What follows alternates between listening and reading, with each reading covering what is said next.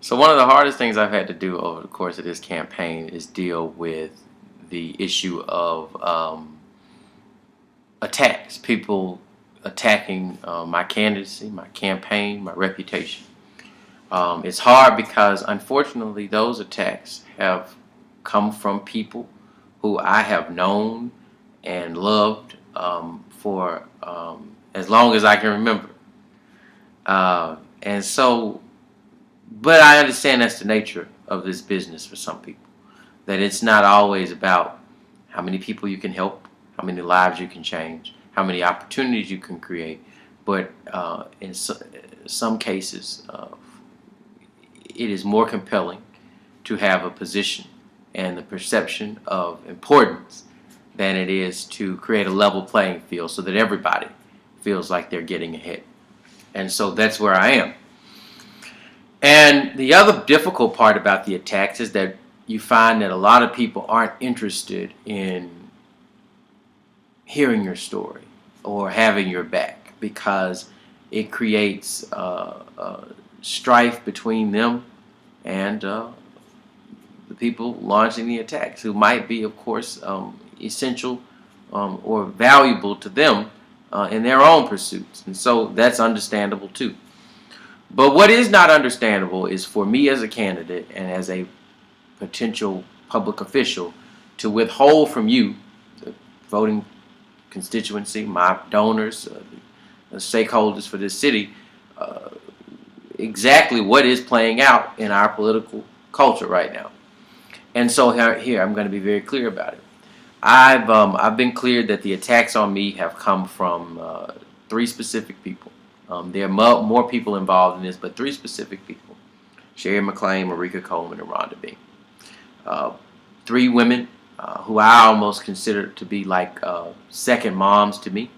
I got my very early exposure to politics from them, and we had essentially a wonderful relationship up until this campaign got started. And at that moment, it seemed that every little thing that had ever been problematic for us came to a head. But what I want to talk about specifically in this short presentation is the deal that's been cut. So when I decided to run for mayor, I went to every single person who I thought might be interested in running for mayor. So I talked to Eddie Cooper, who of course had been the mayor before. And he said, hey, I don't know what I'm going to do, but I'll decide by the fall. And if I do not decide to run, I'll support you. I talked to Rhonda Bean, and she said, well, the Lord told her to run. She sent me an email sometime after I'd sent her a request for a talk. And she said, hey, the Lord has told me to run. He's given me a vision for the city. I'm going to do it. Nobody has to tell me to do it. I made up my mind. And I called, of course, the current mayor, Barbara Watkins, and she said, well, she hadn't decided if she would run for re-election, but she would let me know. And so after having those conversations, I think Sherry McClain and Rhonda Bean were vilified that I would even consider continuing the idea of running for mayor without their permission. They had stated to me very clearly that Rhonda was going to run, and they absolutely could not accept that I would disobey them. And what I tried to communicate to them at that time was, hey, we did this before. We ran back in 2008. We lost. The people said rejected soundly what Ms. Bean, Councilwoman Bean, Rhonda had to offer, and we need to give them something else. I said, so how about we continue our partnership as a team, and we work together. I win this office, and we do what's right for the people of this city as a collective. They wanted to hear no parts of it. Well, 8 months later, when the polls show us leading in a hypothetical matchup against 5 people, Barbara, Eddie, Rhonda, and another member of the council, then it's all of a sudden more compelling for them to cut the deal. So here's the deal. The deal is that if Rhonda doesn't run, she runs for the city council, she'll support Eddie Cooper in going back to the mayor's office. Which, of course, the interesting thing about that is Rhonda Bean led a coalition of the city council that took Eddie to Montgomery on ethics charges. She was a part of the first group of people to name him as a responsible party for selling the city park. Eddie Cooper released a document in 2008 blasting Rhonda Bean for filing a personal bankruptcy. And so what was interesting about that is that this partnership seems to be based in the idea of we need to keep Brandon Dean out of office, not we can get together to do what's best for the people of this community.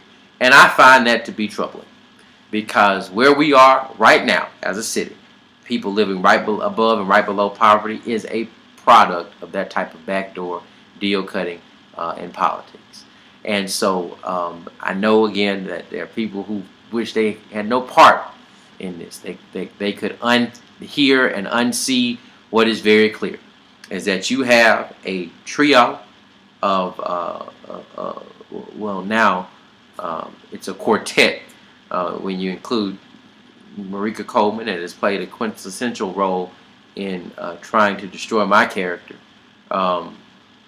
You've got this quartet of politically ambitious folks, power hungry,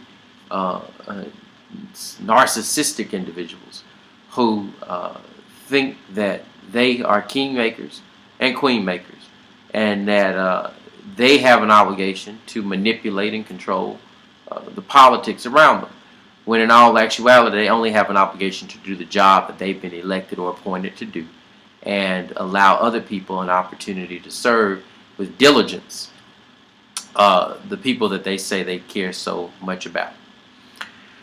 And so there you have it. That's the deal.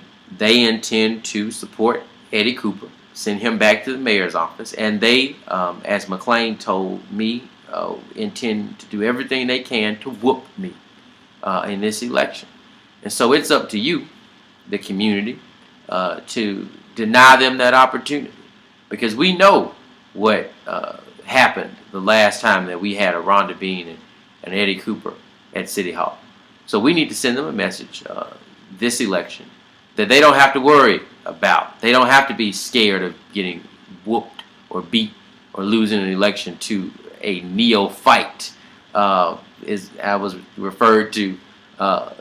They don't have to worry about that, because they don't even have to worry about being back at City Hall, because this community is fed up with that type of politics, and we want something that actually creates opportunities for families to win, for you to move up the economic ladder, for you to get a better job, for kids to graduate from high school and actually go to good colleges. That's where our focus is now, not in the politics of yesterday, where we have those who have and those who don't, and it just stays like that. So there's the message. Take it, and I think we all have a responsibility to seek the truth in all of this, and whatever that truth is, the public deserves to know it. So thank you so much.